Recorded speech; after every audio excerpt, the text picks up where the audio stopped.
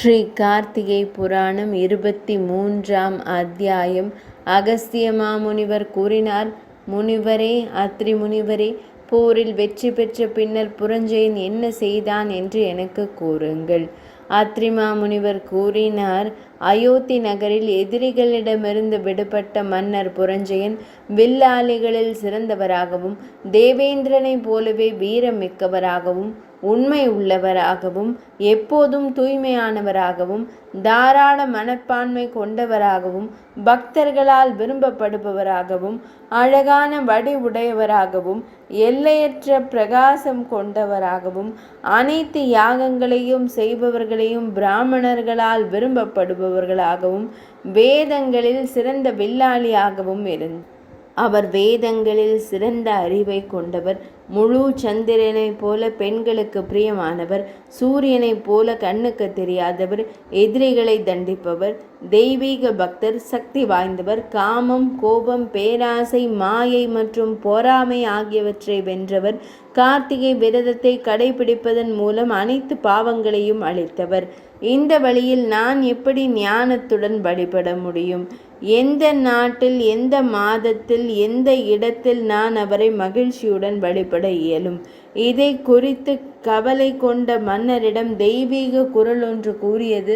புரஞ்சயா, விரைவாக காவிரி நதிக்கு செல்லுங்கள். அங்கே ஸ்ரீரங்கம் என்ற தெய்வீக இடம் இருக்கிறது. அங்கே பகவான் ஸ்ரீ ரங்கநாதர் வசிக்கிறார். எனவே சம்சார சுழற்சியை வெல்லும் ஸ்ரீரங்கத்தின் இருப்பிடம். அவர் எனக்கு பணிவிடை செய் என்றார். அவர் அமைதியாக இருந்தார். இதனை கேள்விப்பட்ட மன்னர் அயோத்தி நகரத்தை விட்டு வெளியேறி தனது 4 ஆயுத படைகளுடன் பல தலங்களையும் யாத்திரைகளையும் பார்வையிட்டு காவிரி நதியின் நடுவில் உள்ள ஸ்ரீரங்கத்தை அடைந்தார். கார்த்திகை மாதம் முழுவதும் அங்கேயே தங்கி காவிரி நதியின் நடுவில் வசிக்கும் பிரபஞ்சத்தின் எங்கும் நிறைந்த இறைவனான பகவான் ஸ்ரீ ரங்கநாதரை வணங்கினார். சாஸ்திரங்களின்படி காம விரதத்தை நிறைவேற்றினார். பகவான் ஸ்ரீ கிருஷ்ணர், கோவிந்தன், வாசுதேவர் ஆகிய திருநாமங்களை உச்சரித்து பகவான் ஸ்ரீ மகாவிஷ்ணுவை வணங்கி நீராடி காணிக்கை செலுத்தி பிரசாதம் வழங்கி அவருக்கு எண்ணெய் பூசி காவிரி நதியின் நடுவில் பகவான் ஸ்ரீ ரங்கநாதரை வழிபட்டார். அவர் இந்த மாதம் முழுவதும் இந்த விரதத்தை கடைபிடித்தார். மாத இறுதியில் உத்தியாபனத்தை மேற்கொண்டு தனது நகரத்திற்கு புறப்பட்டார். நடுவில் அவர் தனது சொந்த வளமான நாட்டிற்கு சென்று அயோத்தி நகரத்தை கண்டார். அந்த அயோத்தி பல மாநிலங்களின் அலங்காரமாக இருந்தது. மகிழ்ச்சியிலும் செழிப்பிலும் கூடியிருந்த மக்களால் நிறைந்திருந்தது. உறுதியான இயந்திரங்கள் மற்றும் கடிகாரங்கள், வாயில்கள், குதிரைகள், யானைகள் மற்றும் ரதங்களால் நிரப்பப்பட்டிருந்தன.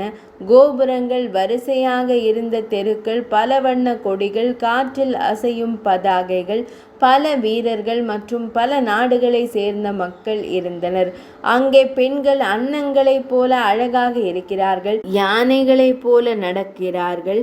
செவிகளைப் போல அகலமான வெளிகளுடன் பெரிய பிட்டம், பெரிய இடுப்பு, அடர்த்தியான தொடைகள் மற்றும் நன்கு உடையணிந்த பெண்கள் அனைவரும் ஆபரணங்களால் அலங்கரிக்கப்பட்டிருந்தனர்.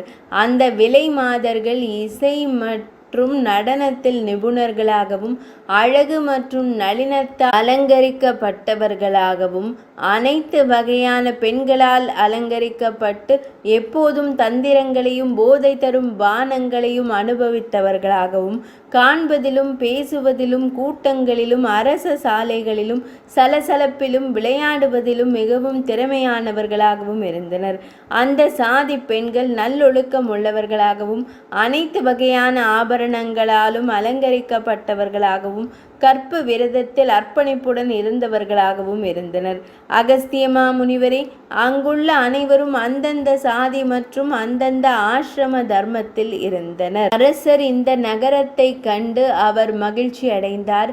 அரசர் எப்படி இருக்கிறாரோ அப்படியே மக்களும் என்ற சட்டத்தின்படி நீதிமான்களும் மக்களும் நீதிமான்களாகவே இருப்பார்கள் இல்லையா? அரசரின் வருகையை கேள்விப்பட்டு மக்கள் அனைவரும் அவரை சந்திக்க ஆயிரக்கணக்கானோர் கூடினர். அவர்கள் அரசர் மீது மலர் மழை பொழிந்தனர். அரசர் நகரத்திற்குள் நுழைந்து தனது இல்லத்திற்குள் நுழைந்தார். அவர் நுழைந்த தருணத்தில் அவர் சட்டத்தின்படி நாட்டை ஆட்சி செய்தார். பின்னர் மகன்கள் மற்றும் பேர குழந்தைகளை பெற்று அவர் பல இன்பங்களை அனுபவித்தார். இறுதியாக தனது மகனிடம் ராஜ்யத்தை ஒப்படைத்தார். மேலும் தனது மனைவியுடன் காட்டிற்கு சென்று வானப்பிரஸ்த ஆசிரமத்தை பயிற்சி செய்தார். மேலும் கார்த்திகை மாத விரதத்தை இடைவிடாமல் செய்தார். அவ்வாறு செய்வதன் மூலம் அவர் வைகுந்த உலகின் வசிப்பவராகி மகிழ்ச்சியாக வாழ்ந்தார். முதலில் முனிவரே, கார்த்திகை விரதமானது மிகவும் மகிமை வாய்ந்தது. அதில் மிகுந்த மகத்துவம் உள்ளது. இந்த கார்த்திகை மாதமானது பகவான் ஸ்ரீஹரிக்கு மிகவும் பிரியமானது. கார்த்திகை மாத விரதத்தை செய்பவர் உயர்ந்த வாழ்க்கையை அடைகிறார். வீணாக அதை செய்தாலும் அவர் உயர்ந்த நிலையை அடைகிறார். அனைத்து சுகங்களையும் அளித்து அனைத்து மாசுகளையும் அளிக்கும் கார்த்திகை மாத விரதத்தை செய்யாத மனிதன் துக்கத்தை அடைகிறான்.